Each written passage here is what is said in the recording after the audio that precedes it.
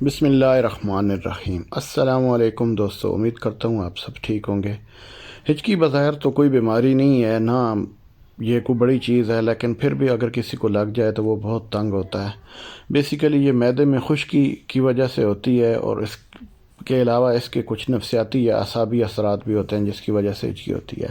آج ہم آپ کو 2 ٹوٹکے اس کے بتائیں گے جو آپ آسانی سے اپنے گھر میں رہ کے کر سکتے ہیں اور اس سے چھٹکارا پا سکتے ہیں، کیونکہ کچھ لوگوں کو یہ ہچکی بہت لمبے ٹائم تک بھی چلتی ہے، 2-3 دن تک چلتی ہے۔ اس کے لیے نسخہ نوٹ کر لیں۔ کلونجی 5 گرام لے لینی ہے، اور مکھن یا گھی آپ نے 8 گرام لے لینا ہے۔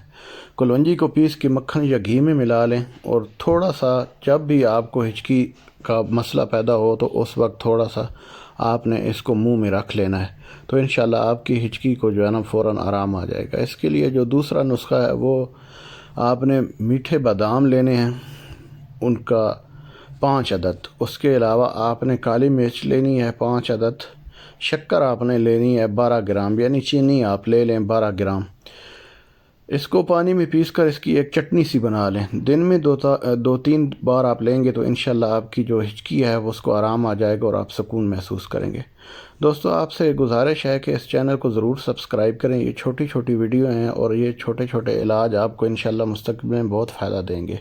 والسلام، خدا حافظ۔